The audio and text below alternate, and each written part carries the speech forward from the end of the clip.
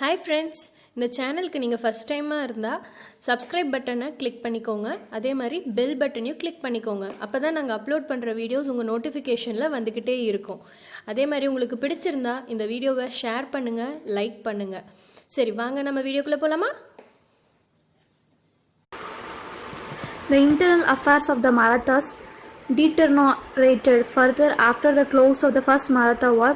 Nana Fadnevis's rule found a power jealous of Mahadji Scindia and became progressively inclined to seek the support of the English. அதாவது நானா ஃபட்னவிஸ் அப்படிங்கிறவங்க என்ன பண்ணுறாங்க அப்படின்னா மகாடஜி சிந்தியா அப்படிங்கிறவங்க மேலே பொறாமல் வச்சுட்டு இங்கிலீஷோட சப்போர்ட்டை கேட்டு இவங்க வந்து தோக்கடிக்கணும் அப்படின்னு சொல்லி நினைக்கிறாங்க.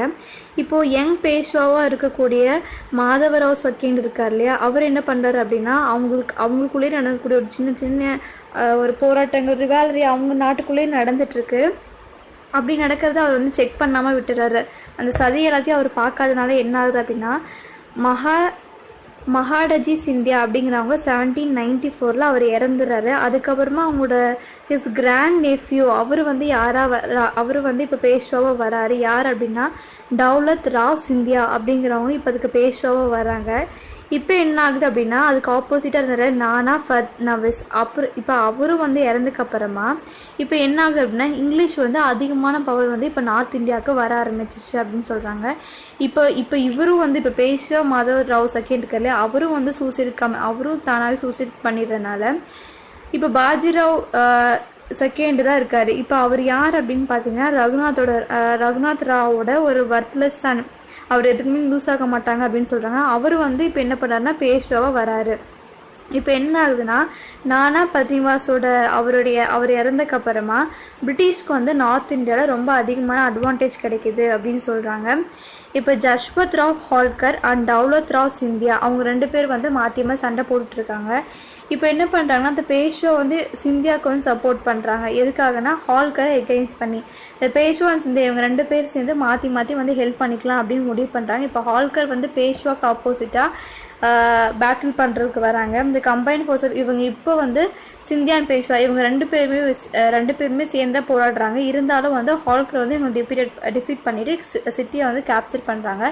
சரி, இருந்தாலும் நம்ம விடக்கூடாது அப்படின்னு சொல்லி பாஜிராவ் செகண்ட் இருக்கார்ல, அவர் என்ன பண்ணுறாருன்னா லார்ட் வெல்லஸ்லி கிட்டே ஹெல்ப்பு கேட்குறாரு. அவர் வந்து கவர்னர் ஜெனரல் ஆஃப் இந்தியா அவர்கிட்ட ஹெல்ப்பு கேட்குறாங்க. சரி, ஓகே அப்படின்னு சொல்லி இவங்க ரெண்டு பேர் சேர்ந்து ஒரு ட்ரீட்டி சைன் பண்ணுறாங்க. யாருன்னா Bajirao second and Lord Wellesley ரெண்டு பேர் சேர்ந்து சைன் பண்ணுற ட்ரீட்டி பார்த்தீங்கன்னா ட்ரீட்டி ஆஃப் பேசின் அப்படின்னு சொல்லி சொல்கிறாங்க, இல்லைன்னா ட்ரீட்டி ஆஃப் சப்சிடரி அலையன்ஸ் அப்படின்னு சொல்லி சொல்கிறாங்க.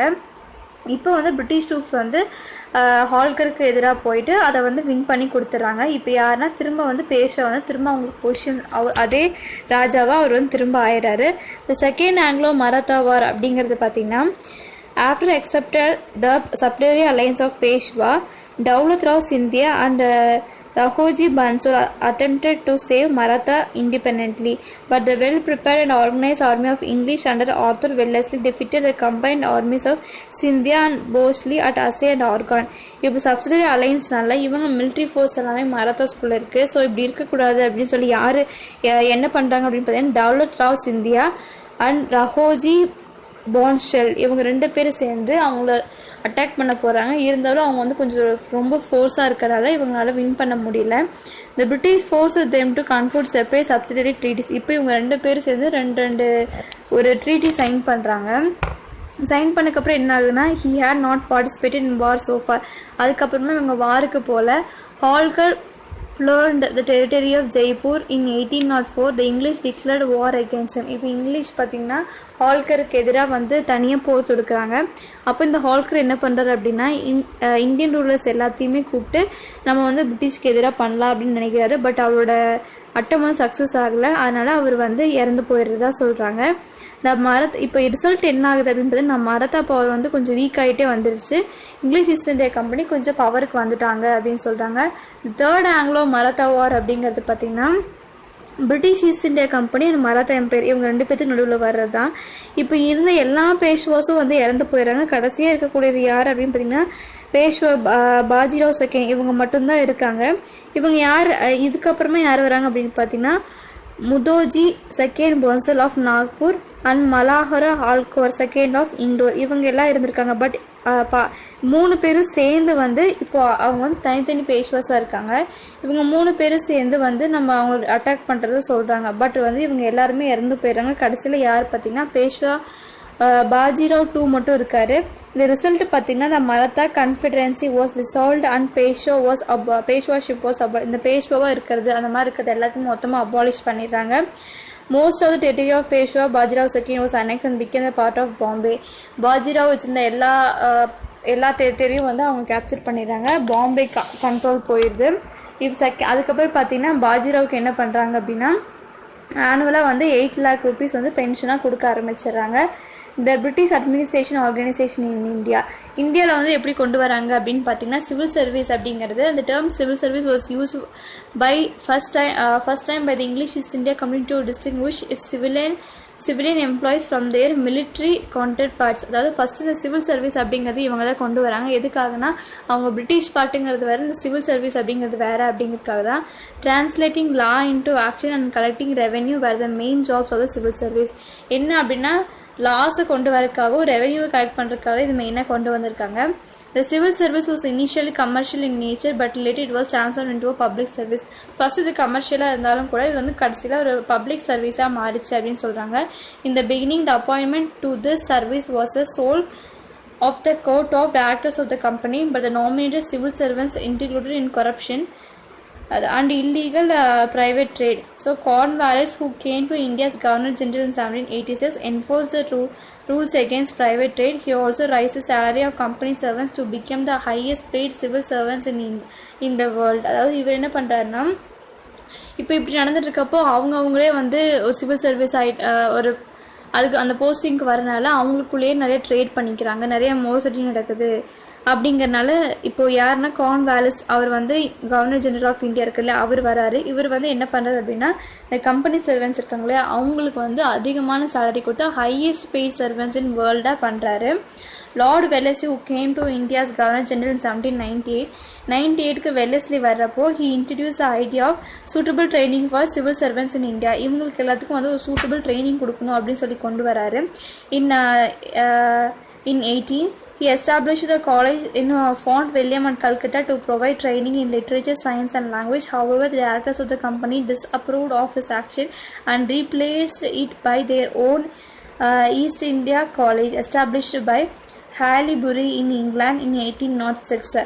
இப்போ இவர் என்ன பண்ணுறாங்க அப்படின்னு பார்த்தீங்கன்னா இவர் வந்து ஒரு காலேஜ் கொண்டு வராரு. எதுக்காகனா சயின்ஸ் லிட்ரேச்சர் எல்லாம் பண்ணுறக்கு. பட் இந்த போர்ட் ஆஃப் டைரக்டர்ஸ் அந்த டைரக்டர்ஸ் என்ன பண்ணுறாங்க அப்படின்னா இதெல்லாம் வேண்டாம் அப்படின்னு சொல்கிறாங்க. டிஸ்அப்ரூவ் பண்ணாலும் கூட இங்கிலாண்டில் வந்து ஒரு காலேஜை வந்து ஓப்பன் பண்ணுறாங்க. இந்த idea of competition for recruitment was first introduced by the charter act 1833. இந்த ரெக்யர்மெண்ட்டை எப்படி கொண்டு வரணும் அப்படிங்கிறது 1833 கேரக்டர் ஆக்ட் படி கொண்டு வராங்க. But the system of competition was this not nominated by the court of directors were not eligible to write the competitive exam. இப்போ வந்து இந்த கோர்ட் ஆஃப் டைரக்டர்ஸ் வந்து இந்த எக்ஸாம் எழுதுறதுக்கு வந்து எலிஜிபிள் இல்லை அப்படின்னு சொல்லிடுறாங்க. Hence the system was called as nomination cum competition system. இது என்ன சிஸ்டம்னு கொண்டு வராங்க அப்படின்னு பார்த்தீங்கன்னா நாமினேஷன் கம் காம்படிஷன் சிஸ்டம் அப்படின்னு சொல்லி கொண்டு வராங்க. The system of requirement on the basis of open competitive examination was introduced in 1853. The system was confirmed by the Government of Indian Act. இது கன்ஃபார்ம் இந்த ஆக்டை யார் கன்ஃபார்ம் பண்ணுறாங்கன்னு பார்த்தீங்கன்னா 1858 வந்த ஆக்ட் தான். இந்த காம்படிஷனுக்கு வந்து மினிமம் ஏஜ் வந்து 23 இருக்கணும். அது போக இவங்க எல்லாம் இந்த இதில் வந்து செலக்ட் ஆகி வரவங்க எல்லாருமே வந்து இந்த சிவில் சர்வீஸ் கமிஷனுக்கு ரெஸ்பான்சிபிலிட்டி அப்படின்னு சொல்கிறாங்க. By the regulation of 1860 the minimum age was lower to. இப்போ இந்த மினிமம் ஏஜை வந்து 22 கொண்டு வந்துடுறாங்க. அதுக்கப்புறமா 21 கொண்டு வராங்க. அதுக்கப்புறம் 19க்கு மாற்றுறாங்க. The Indian Civil Service Act of 1861 passed by the British Parliament exclusively reserve certain categories of high executive and judicial posts for the convenient civil service which was later designed as a Indian civil service.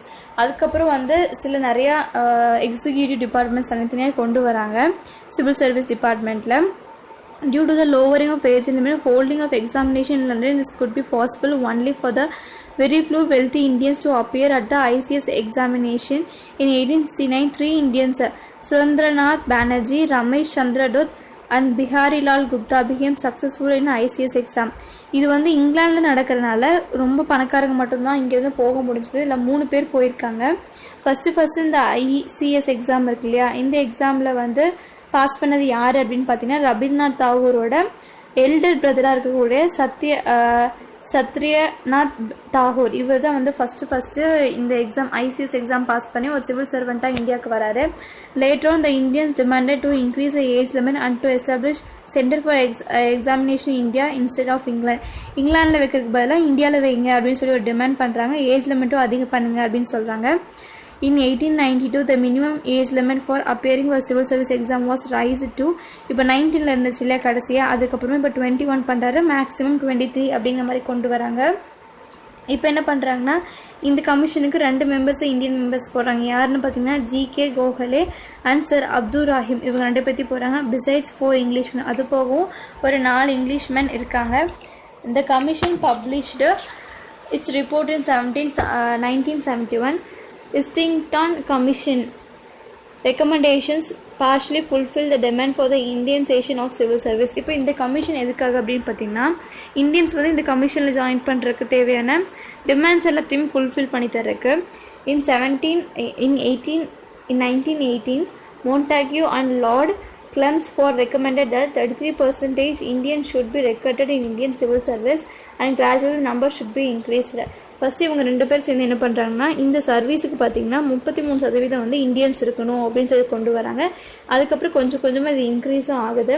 In 1923 a Royal Commission of Public Service was appointed on Lord Lee of Fareham as chairman.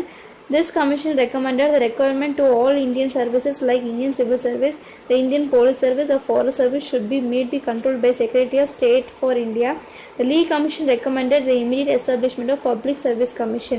இப்போ இந்த லீ commission அப்படிங்கிறது ஒன்று கொண்டு வந்து தனித்தனி சர்வீஸாக மாற்றுறாங்க. என்னென்னா forest service தனியாக, civil service, Indian police service அப்படின்னு சொல்லி தனித்தனி சர்வீஸாக மாற்றி தனித்தனி கமிஷன்ஸை வந்து வைக்கிறாங்க. The Act of 1935 also made provisions for the establishment of Federal Public Service Commission at the center and the Provincial Public Service Commission in the various provinces. தனித்தனியாக வந்து Federal public service commission ஒன்று, provincial public service அப்படின்னு சொல்லி தனித்தனியாக கொண்டு வராங்க. Provincial was also made by the Joint Public Service Commission in 2 or more provinces. Although the main aim of this two measure was to serve the British interest, it became a base of civil service system in independent India. இப்போ இவங்க எதுக்காக இதெல்லாம் கொண்டு வந்தாங்க அப்படின்னு பார்த்தீங்கன்னா பிரிட்டிஷோட power அவங்களுக்கு வந்து ஒரு ஸ்ட்ராங்கான ஒரு சிஸ்டம் வேணும் அப்படிங்கிறதுக்காக. லேட்டர் வந்து இண்டிபெண்ட் இந்தியாவில் பார்த்திங்கன்னா இந்த சிஸ்டத்தை எல்லாத்தையுமே வந்து பேஸாக எடுத்து நம்ம வந்து கவர்மெண்ட் உருவாக்கிக்கிட்டோம் அப்படின்னு சொல்கிறாங்க. ஆர்மி பார்த்திங்கன்னா the army was a second important pillar of the British administration in India. Army வந்து இந்த பிரிட்டிஷ் அட்மினிஸ்ட்ரேஷனுக்கு ஒரு முக்கியமான பங்கு வகிச்சிருக்கு அப்படின்னு சொல்கிறாங்க. இப்போ என்ன பண்ணுறாங்கன்னா இங்கிலீஷ் ஈஸ்ட் இந்தியா கம்பெனி என்ன பண்ணுறாங்கன்னா அவங்களுக்கு ஆர்மிக்காக சிப்பாய்ஸை வந்து இந்தியாவிலேருந்து எடுக்க ஆரம்பிக்கிறாங்க. The Sipai army was trained and disciplined according to European military. European மிலிட்ரியில் எப்படி அந்த ஸ்டாண்டர்ட்ஸ் இருக்குமோ அங்கே எப்படி கமாண்ட் கொடுப்பாங்களோ அதே மாதிரி இங்கே இருக்கக்கூடிய சோல்ஜர்ஸ் சிப்பாய்ஸ் எல்லாத்துக்குமே கொடுக்க ஆரம்பிக்கிறாங்க. டியூரிங் இந்த ஏர்லி ஸ்டேஜில் என்ன ஆகுதுன்னு பார்த்தீங்கன்னா பிரிட்டிஷ் ரூல் 3 செப்பரேட் ஆர்மிஸ் 3 தனித்தனியாக பிரிக்கிறாங்க. என்னென்னா பெங்கால் தனியாக, பாம்பே தனியாக, மெட்ராஸ் தனியாக பிரித்து வைக்கிறாங்க. இப்போ இந்த ஆர்மி பார்த்திங்கன்னா ஒரு நல்ல எஸ்டாப்ளிஷ்மெண்ட்டு, நிறைய எக்ஸ்பேன்ஷன் எதுக்காக இப்படி பண்ணுறாங்க அப்படின்னு பார்த்தீங்கன்னா பிரிட்டிஷ் ரூல் வந்து இந்தியாவில் இருக்கணும் அப்படிங்கிறதுக்காக. இந்தியன் சோல்ஜர்ஸ் பார்த்திங்கன்னா லெஸ் சேலரி கொடுத்து தான் வச்சுருக்காங்க. இங்கிலீஷ் சோல்ஜர்ஸை விட இந்தியன் சோல்ஜர்ஸுக்கு பார்த்திங்கன்னா கம்மியான சம்பளம் தான் கொடுத்தாங்க அப்படின்னு சொல்கிறாங்க. The Indian constituted about 86% of the total strength of the company army. இந்த ஆர்மி பார்த்திங்கன்னா கிட்டத்தட்ட 86% பார்த்திங்கன்னா இந்தியன்ஸ் தான் இருந்ததாக சொல்கிறாங்க. ஃபார் எக்ஸாம்பிள் 1856 பார்த்திங்கன்னா 3 இந்தியன்ஸ் மட்டும்தான் மந்த்லி சேலரியாக 300 rupees வாங்கினதாக சொல்லியிருக்காங்க. ஏன் அவங்க 3 பேர்த்துக்கு மட்டும்தான் 300 ரூபா கொடுத்துருக்காங்க, மற்றவங்க எல்லாத்துக்குமே இதை விட கம்மியாக தான் கொடுத்துருக்காங்க. ஈவன் அவங்களால வந்துட்டு ஹையர் ரேங்க்கெல்லாம் போக முடியாது, ஒன்லி சிப்பாய்ஸாக மட்டும்தான் இருக்க முடியும். ஸ்ட்ரென்த் ஆஃப் பிரிட்டிஷ் ஆர்மி அப்படின்னு பார்த்தீங்கன்னா Plassey war 1950 European infantry 1000 European ஆர்லரி 50 English sailors and 2100 Indian sepoys and English army of 6000 troopers were maintained in Bengal. கிட்டத்தட்ட பெங்காலில் பார்த்தீங்கன்னா இத்தனை பேர் இருந்திருக்காங்க. இன் 1857 பார்த்தீங்கன்னா ஆர்மி எப்படி இருந்துச்சுன்னா 3,11,400 இந்தியன் ஆர்மி சோல்ஜர்ஸ் வச்சுருந்தாங்க. அது போக 2 lakh அதில் பார்த்தீங்கன்னா கிட்டத்தட்ட 2,65,900 பேர் பார்த்தீங்கன்னா இந்தியன்ஸ் அப்படின்னு சொல்கிறாங்க. மற்றவங்களாம் பிரிட்டிஷர்ஸாக இருந்திருக்காங்க. கிட்டத்தட்ட 1 lakh வந்து பிரிட்டிஷாகவும் 2 lakhs பக்கமாக இந்தியன்ஸாகவும் இருந்திருக்காங்க. இந்த ரிவோல்ட்டுக்கு அப்புறம் என்ன ஆகுது அப்படின்னு பார்த்தீங்கன்னா நிறைய சேஞ்சஸ் வந்து நிறையா பண்ணுறாங்க பிரிட்டிஷ் ஆர்மியில்.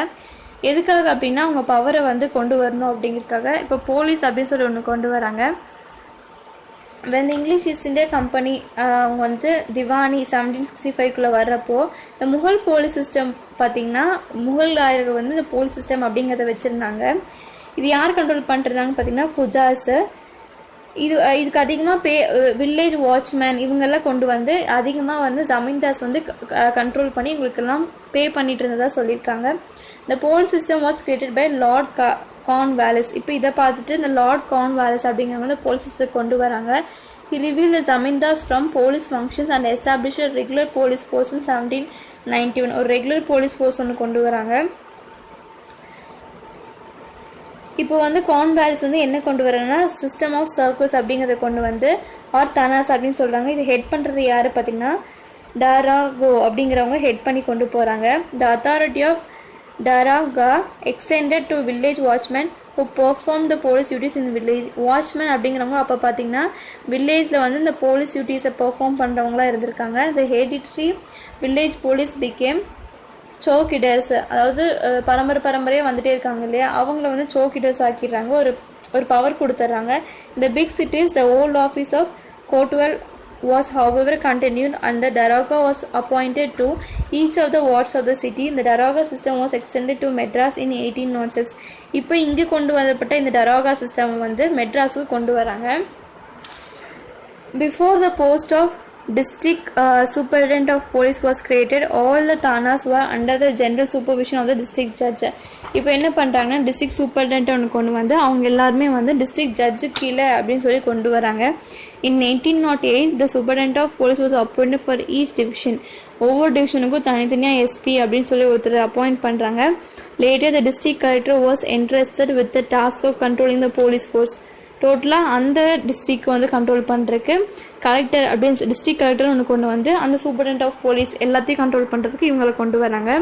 அடுத்து ஜுடிஷியல் சிஸ்டம் அப்படின்னு பார்த்தீங்கன்னா in 1772 the dual government was abolished and the company took over the direct responsibility for the collection of revenue as well as administration of justice. Consequently a Diwani adult and Fujari adult was established. இதுக்கு நடுவில் தான் Diwani Adalat and Faujdari Adalat அப்படின்னு சொல்லிட்டு ரெண்டு விஷயங்களை கொண்டு வராங்க. By regulating act of 1773 a supreme court was set up in Calcutta. கல்கட்டாவில் வந்து சுப்ரீம் கோர்ட்டை கொண்டு வராங்க. இதில் பார்த்தீங்கன்னா சீஃப் ஜஸ்டிஸ் அது போக 3 சின்ன ஜட்ஜஸ் இருக்காங்க. திஸ் கோர்ட் இதில் வந்து என்னென்ன கேசஸ்லாம் இது கன்சிடர் பண்ணுறாங்க அப்படின்னு பார்த்தீங்கன்னா சிவில், கிரிமினல் இந்த மாதிரி கேசஸ் எல்லாம் பார்க்குறாங்க. இந்த model on the model of the Supreme Court of Calcutta, a Supreme Court was established in Madras as well as கல்கட்டாவில் எஸ்டாப்ளிஷ் பண்ண மாதிரியே 1801 மெட்ராஸ்லையும் 1823 பாம்பேலையும் கொண்டு வராங்க. 1833 வில்லியம் பெனடிக் இருக்கா இல்லையா, அவர் வந்து பெங்காலில் இந்த சிஸ்டத்தை ஸ்டார்ட் பண்ணுறாரு. Indian law commission was establish to compile the law. இப்போ இது சட்டங்களை கொண்டு வரணும் அப்படிங்கிறதுக்காக இதுக்கு ஒரு கமிஷன் ஒன்று ஓப்பன் பண்ணுறாங்க. இது வந்து எந்த ஆக்ட் படி கொண்டு வராங்கன்னா இந்தியன் ஹை கோர்ட்ஸ் ஆக்ட் 1861 அப்படிங்கிற படி கொண்டு வராங்க. இந்த கோர்ட்டில் எதெல்லாம் இருக்குது அப்படின்னு பார்த்தீங்கன்னா கல்கட்டா, பாம்பே, மெட்ராஸ் இதெல்லாமே வந்து ஒரு சுப்ரீம் கோர்ட்ஸாக உருவாக்குறாங்க. அதுக்கு ஒரு லா அண்ட் அதுக்கு ஒரு கமிஷன் உருவாக்குறாங்க. இந்த சப்சிடரி அலையன்ஸ் அப்படின்னு பார்த்தீங்கன்னா Lord Wellesley introduce system of subsidiary alliance to bring the princely state under the control of the British. இப்போ வந்து இந்த அது போகவும் சில இடங்களை கைப்பற்றாமல் இருக்கிறதுனால சில ராஜ்யத்தை கைப்பற்றணும் அப்படிங்கிறதுக்காக லார்ட் வெல்லஸ்லி வந்து சப்சிடரி அலையன்ஸ் அப்படின்னு சொல்லி கொண்டு வராங்க. It was a most effective instrument for the expansion of British territory and political influence. British அதிகமான பவர் வர்றதுக்கு இது ஒரு முக்கியமான ஒரு டூலாக இருந்திருக்கு அப்படின்னு சொல்கிறாங்க. The princely state was called the protected state and British came to referred as paramount power. It was a duty of British to safeguard the state from external aggression and to help its ruler in maintaining internal peace. இவங்க என்ன பண்ணாங்கன்னா அந்த ராஜ்யத்துக்குள்ளேயே போயிட்டு நாங்கள் வந்து எங்கள் ஆர்மியை உள்ளே வச்சுருக்கோம், நீங்கள் வந்து உங்களை வந்து எந்த ராஜ்யமும் அட்டாக் பண்ணாத அளவுக்கு நாங்கள் பார்த்துக்குவோம், எங்களுக்கு வந்து நீங்கள் டேக்ஸ் கட்டணும் அப்படிங்கிற மாதிரி சொல்லி இவங்களோட ஆர்மிஸை அதுக்குள்ளே கலந்து விட்டுட்டு வந்துடுறாங்க. Main features of subsidiary alliance அப்படின்னு சொல்லி பார்த்தீங்கன்னா, and Indian ruler entering into its alliance with British had to dissolve its own armed forces and accept British ஃபோர்ஸஸை வந்து அவங்களுக்குள்ளே எடுத்துக்கணும் அப்படின்னு சொல்லி கொண்டு வராங்க. இந்த British resident would stay in his capital. பிரிட்டிஷோட அதிகாரிஸ் இருக்காங்களே அவங்க வந்து இவங்க கேபிட்டலுக்குள்ளேயே இருப்பாங்க. Towards the maintenance charges of the army he should make annual payment அதாவது ஆனுவல் பேமெண்ட் வந்து கொடுக்கணும் நீங்கள், ஏன்னா நாங்கள் ஆர்மி வந்து மெயின்டைன் பண்ணணும் அப்படின்னு சொல்கிறாங்க. All the non English European officials should be turn out of his state. European English தவிர மற்றவங்க எல்லாத்தையுமே நீங்கள் வெளியே அனுப்பிடணும் அப்படின்னு சொல்லிடுறாங்க. இந்த நேட்டிவ் ரூலர்ஸ் இருக்காங்களே அவங்க வந்து with foreign states only through the English company. நீங்கள் வந்து நேட்டிவ் ரூலர்ஸ் நீங்கள் வந்து ஒரு பிரச்சனையும் இல்லை, உங்களுக்கு ஆப்போசிட்டாக வரவங்களை வந்துட்டு நாங்களே வந்து ஃபேஸ் பண்ணிக்குவோம் அப்படின்னு சொல்கிறாங்க. The British would undertake the different the state from internal trouble as well as external attack. உள்ளே வந்து எந்த பிரச்சனை வந்தாலும் நாங்கள் பார்த்துக்குவோம், ஒரு ரிவால்ரி அதாவது அவங்களுக்குள்ளே நடந்தாலும் பார்த்துக்குவோம், வெளியே இருந்து யார் வந்தாலும் அட்டாக் பண்ணாலும் நாங்கள் பார்த்துக்குவோம் அப்படின்னு சொல்கிறாங்க. மெரிட்ஸ் ஆஃப் பிரிட்டிஷ், இதனால் என்ன இது பிரிட்டிஷ்க்கு என்ன கிடைச்சிது அப்படின்னு பார்த்தீங்கன்னா, British company maintained a large army at the expense of Indian rulers. இவங்களுக்கு வந்து எந்த செலவும் இல்லாமல் இவங்க ஆர்மி மெயின்டைன் பண்ணுறதுக்கு அவங்க காசு கொடுத்த மாதிரி ஆச்சு. All Frenchmen the service of native rulers were dismiss and the danger of French revival was completely eliminated. இப்போ வந்து அதில் ஆல்ரெடி இந்த ஃப்ரெண்ட்ஸ் எல்லாத்தையுமே வெளியே அனுப்பிட்டாங்க, அதனால் எங்களுக்கு ஃப்ரெண்ட்ஸ்னால எந்த பிரச்சனையும் இல்லை அப்படிங்கிற மாதிரி ஆயிடுச்சு. இந்த பிரிட்டிஷ் கம்பெனி வந்து இப்போ என்ன பண்ணுறாங்கன்னா, begin to control the foreign policy. இப்போ வந்து இந்த பிரின்ஸ்லி ஸ்டேட், இந்த பவர்ஃபுல்லான ஸ்டேட்டுக்கு உள்ளே போக முடியாமல் இருந்தாங்க, இப்போ இவங்க உள்ளேயும் போயிட்டாங்க அப்படின்னு சொல்ல வராங்க. Wellesley's diplomacy made the British the paramount power in India. It transform the British empire in India into British empire of India. அதாவது என்ன பண்ணுறாங்க அப்படின்னு பார்த்தீங்கன்னா, இப்போ இவர் அந்த கண்ட்ரிஸ்குள்ளே போக முடியாமல் இருந்தாங்க, பட் பிரிட்டிஷ் வெல்லஸ்லியோட ஐடியானால இப்போ அதுக்குள்ளே அவங்க போயிட்டாங்க அப்படின்னு சொல்கிறாங்க. இவர் என்ன பண்ணுறாரு அப்படின்னா, பிரிட்டிஷ் எம்பையர் இன் இந்தியா அப்படிங்கிறத வந்து மாற்றி பிரிட்டிஷ் எம்பையர் ஆஃப் இந்தியா அப்படின்னு சொல்லி மாற்றிடுறாரு. இந்தியாவில் இருந்தோம் அப்படிங்கிறப்ப இந்தியாவே வந்து இவங்களுக்குள்ளே வந்துச்சு அப்படிங்கிற மாதிரி சொல்கிறாங்க. டிஃபெக்ட்ஸ் ஆஃப் பிரின்ஸ்லி ஸ்டேட்ஸ், இப்போ இவங்களுக்கு என்ன ஆச்சு அப்படின்னு பார்த்தீங்கன்னா, அதை ஏற்றுக்கிட்டாங்களே அந்த அலைன்ஸை, அவங்களுக்கு என்ன ஆச்சு அப்படின்னா, the subsidiary alliance made the Indian rulers weak, oppressive and irresponsible. இதனால அவங்க படைகளெல்லாம் கவனிக்காமல் இருந்துட்டாங்க. அதனால என்ன ஆச்சுன்னா, ரூலர்ஸ் எல்லாமே வீக் ஆக ஆரம்பித்தாங்க. மொத்தமாக இது யார் ப்ரொடெக்ட் பண்ணிட்டு வராங்க அப்படின்னா, பிரிட்டிஷ் ஆர்மிஸ் தான். they neglected their duty towards their subjects and even exploited them. இவங்க என்ன பண்ணாங்கன்னா, அவங்க ஊருக்குள்ளேயே இருந்துட்டு அவங்களே எக்ஸ்ப்ளாய்ட் பண்ண ஆரம்பிச்சிட்டாங்க. டாக்ட்ரின் ஆஃப் லேப்ஸ் அப்படிங்கிறத அடுத்து கொண்டு வராங்க. Lord Dalhousie was one of the chief architects of the British Empire in India. He was an imperialist. He adopted a new policy known as doctrine of lapse to extend British Empire. He made use of his precedent and declared in 1848 that if the native rulers adopted children without the prior permission of the company, only the personal properties of the rulers would go to the adopted son and the kingdoms would go to the British paramount power.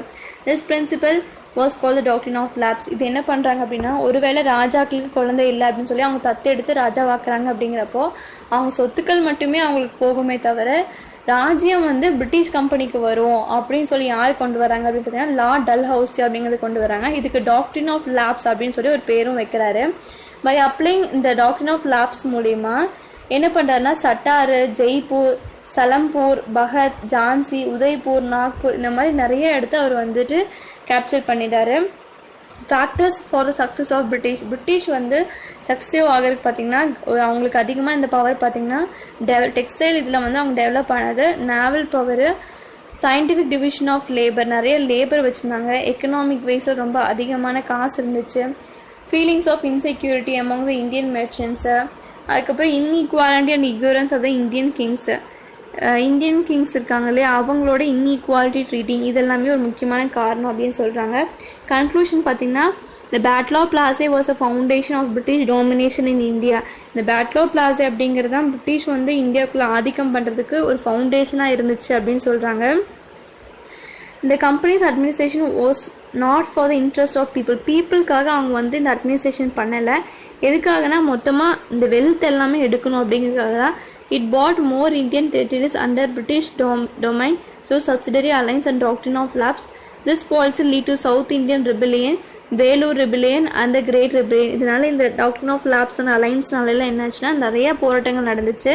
South Indian rebellion and Vellore rebellion and greater rebellion இதெல்லாமே நடந்துச்சு அப்படின்னு சொல்கிறாங்க. ரீகேப்பில் பார்த்தீங்கன்னா சிராஜ் உட் டவுலத் அப்படிங்கிறவங்க பெங்காலோட ராஜாவாக்குறாங்க. And 9th February 1757 treaty of Alinagar sign பண்ணுறாங்க. கர்நாடிக் வார் பார்த்திங்கன்னா 1746 to 63 வரைக்கும் நடக்குது. திப்பு சுல்தான் வந்து 3.6 crore rupees வந்து அந்த வாருக்காக அவர் வந்து காசு கொடுத்தாரு அவங்க படைக்காக. வெல்லஸ்லி பார்த்திங்கன்னா திப்புக்கு எகெயின்ஸ்ட் 1799 வந்து போர் தொடுக்கிறாங்க. டராகோ அப்படின்னு சொல்லி ஒரு போலீஸ் சிஸ்டத்தை கொண்டு வராங்க. சார் எலிஜிமா இன்பே அப்படிங்கிறவங்க ஃபர்ஸ்ட் சீஃப் ஜஸ்டிஸ் ஆகிறார் சுப்ரீம் கோர்ட்டுக்கு. ஃபோர்ட் வில்லியம் வந்து பெங்காலுக்கு ஆகிறாங்க. லார்ட் வெல்லஸ்லி இருக்கார்ல அவர் வந்துட்டு சப்சிடரி அலைன்ஸ் கொண்டு வராங்க. எதுக்கு to bring the princely states under the control of the British. இதுக்காக இது கொண்டு வராங்க அப்படின்னா ரொம்ப பவர்ஃபுல்லாக இருக்கக்கூடிய அவங்களால உள்ளே போக முடியாத கிங்டம்குள்ளே போகணும் அப்படிங்கிறதுக்காக லார்ட் டல்ஹவுசி அப்படிங்கிறவங்க என்ன பண்ணுறாங்கன்னா இந்த டாக்டரின் ஆஃப் லேப்ஸ் அப்படிங்கிறத கொண்டு வந்திருக்காங்க அப்படின்னு சொல்லி